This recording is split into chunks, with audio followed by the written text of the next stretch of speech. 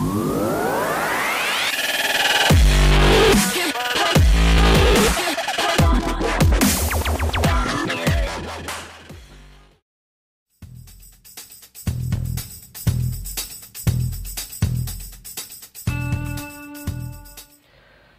assalamualaikum teman-teman, dan salam sejahtera bagi kita semua. Sebelum kita memulai pembelajaran, marilah kita sama-sama berdoa supaya pembelajaran ini mudah masuk di kepala kita dan dapat kita terapkan dalam kehidupan kita sehari-hari.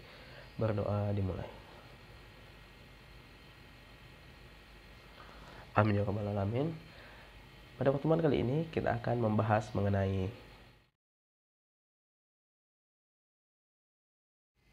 Halo semuanya, pada video kali ini saya akan membahas mengenai lipid, di mana lipid merupakan molekul yang umumnya berukuran besar, namun tidak terlalu besar untuk kita katakan sebagai makromolekul. Dan juga lipid itu sendiri bukan merupakan polimer, sehingga lipid bukan tersusun atas monomer-monomer. Nah, ada 3 jenis lipid yang akan kita bahas yang amat penting dalam peristiwa biologis. Yang pertama adalah lemak, kemudian ada fosfolipid, dan steroid. Oke, bahasan pertama kita adalah tentang lemak, di mana lemak ini tersusun atas 2 molekul yang utama. Yang pertama adalah gliserol, kemudian ada asam lemak.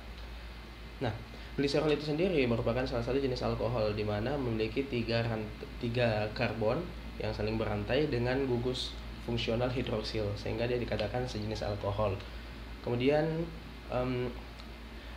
asam lemak itu sendiri merupakan rantai C yang amat panjang, biasanya ada 16-18, ada juga yang sampai 20-an, dan dengan ujung yang memiliki gugus fungsional yakni karboksil. Sebagaimana kita telah pelajari sebelumnya bahwa gugus karboksil cenderung akan berionisasi atau akan melepaskan atom hidrogen, yang pada teori asam basa, atom hidrogen inilah yang akan menyebabkan sesuatu menjadi lebih asam, atau dia menjadi donor proton. Kemudian dalam reaksinya di sini gugus hidroksil dari gliserol akan bereaksi dengan gugus karboksil dari asam lemak.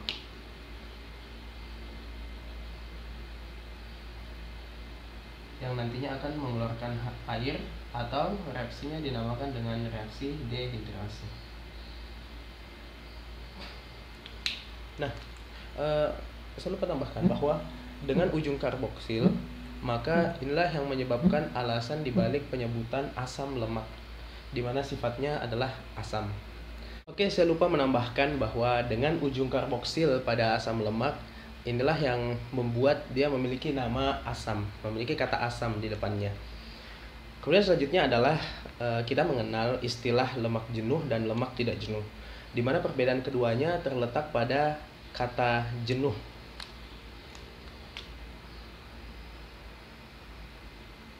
Jenuh itu sendiri yang dimaksudkan pada bahasan kali ini yakni jenuh dengan hidrogen. Ketika asam lemak ini memiliki ikatan ganda, pada C-nya terdapat ikatan ganda, maka secara otomatis lengan yang dapat berikatan dengan hidrogen akan menjadi berkurang. Nah, karena berkurangnya lengan yang dapat berikatan dengan hidrogen, maka dia tidak jenuh oleh hidrogen. Sehingga secara molekular, ketika kita melihat bahwa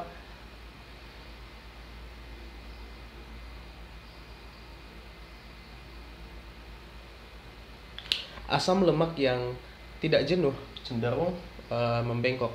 Hal ini disebabkan karena adanya ikatan ganda pada karbonnya, dan juga jenis ikatannya yang paling umum adalah ikatan cis. Kemudian ketika dia tidak memiliki ikatan ganda, otomatis lengan yang dapat berikatan dengan hidrogen akan semakin banyak. Dengan banyaknya lengan yang dapat berikatan dengan hidrogen, maka lemak tersebut akan dikatakan jenuh dengan hidrogen, atau kita sebut dengan lemak jenuh.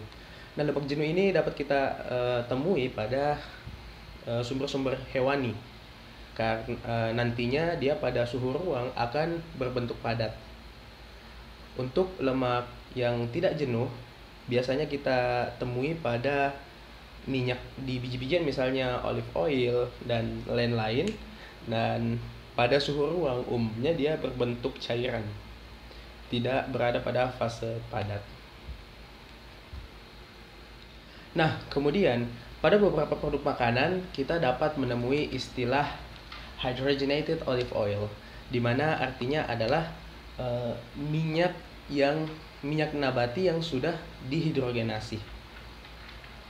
Apa makna hidrogenasi ini? Artinya ditambahkan hidrogen pada minyak tersebut sehingga yang tadinya dia termasuk lemak tidak jenuh menjadi jenuh dengan hidrogen. Dan ini contohnya pada selai kacang sebagai contoh. Dengan proses hidrogenasi ini terkadang tidak hanya menyebabkan suatu lemak yang awalnya dia tidak jenuh menjadi jenuh, tetapi juga terkadang memunculkan ikatan trans pada lemak. Sebagaimana pada struktur awalnya.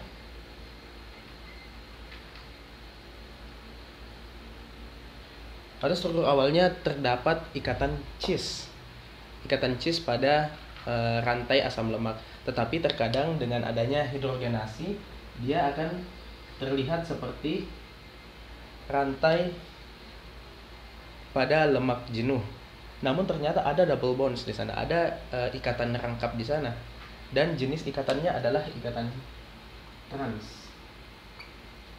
Nah, lemak inilah yang kita namakan sebagai lemak trans, yang tentunya sifatnya jahat, lebih dalam istilah lebih berbahaya ketika kita mengonsumsi dalam jumlah yang banyak. Dapat menyebabkan arteriosklerosis pada pembuluh darah kita, dapat menjadi penumpukan, dapat bertumpuk di pembuluh darah dan menghambat pembuluh darah kita. Oke, terakhir, yakni lemak merupakan sumber cadangan energi utama dalam tubuh. Cadangan energi. Mengapa demikian? Hal ini dapat kita lihat pada struktur asam lemak, di mana struktur dengan rantai C yang panjang mirip dengan struktur yang ada pada bensin.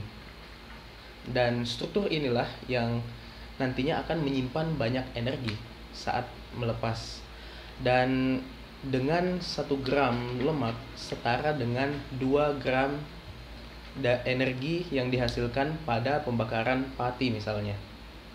Kemudian secara seluler, lemak ini disimpan dalam sel-sel kita, umumnya berada di bawah lapisan kulit yang dinamakan sel adiposa atau sel lemak. Oke, selanjutnya kita berpindah pada bahasan fosfolipid, salah satu jenis lipid yang ada dalam tubuh kita. Fosfolipid ini diambil dari 2 kata, yang pertama adalah fosfo dan lipid. Mengapa ada fosfo? Ini disebabkan salah satu rantai dari gliserol bukan mengikat asam lemak, tetapi berikatan dengan gugus fosfat.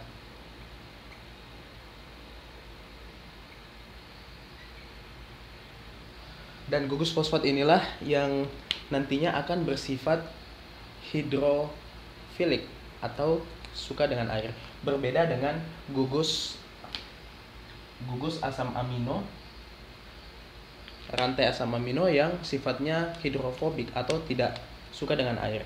Nah, dengan struktur demikian, ini amat penting bagi sel kita, di mana penyusun membran sel kita dan juga pada hewan, pada tanaman, membran selnya semua tersusun atas fosfolipid.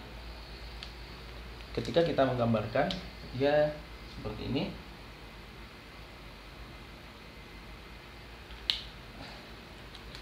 Kepala fosfolipid yang cenderung suka dengan air akan menjadi batas luar dari membran sel. Kemudian kita tidak menemukan dia dalam satu layer saja, satu lapisan. Di dalam membran sel kita temukan dia dalam 2 lapisan seperti ini. Ini karena sifat kimiawinya yang satu sisi bersifat polar, satu sisi bersifat non-polar, yang cenderung hidrofobik atau tidak suka air.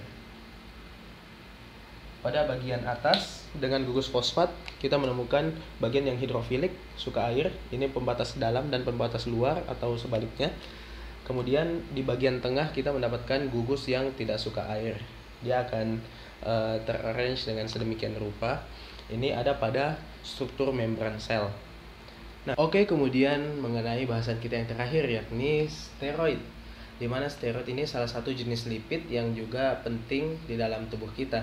Nah, ciri umum dari steroid adalah 4 cincin karbon yang saling menyatu,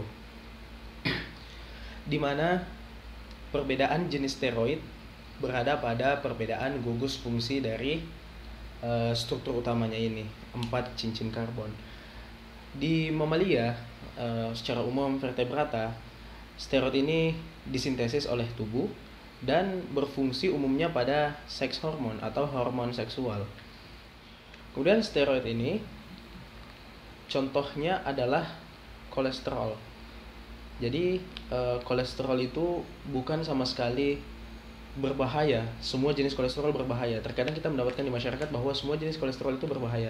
Pada umumnya steroid atau kita berbicara secara khusus yakni kolesterol itu dibutuhkan oleh tubuh, bahkan sangat dibutuhkan. Namun pada kadar yang berlebih tentu akan membawa pada penyakit-penyakit tertentu. Seperti contohnya adalah arteriosklerosis, di mana penumpukan lemak ini terjadi akibat adanya penumpukan kolesterol pada dinding arteri kita, yang nantinya akan menyulitkan pembuluh darah dalam menyalurkan darah. Saya pikir demikian untuk bahasan kali ini, semoga dapat dimengerti. Saya ucapkan terima kasih dan Assalamualaikum warahmatullahi wabarakatuh.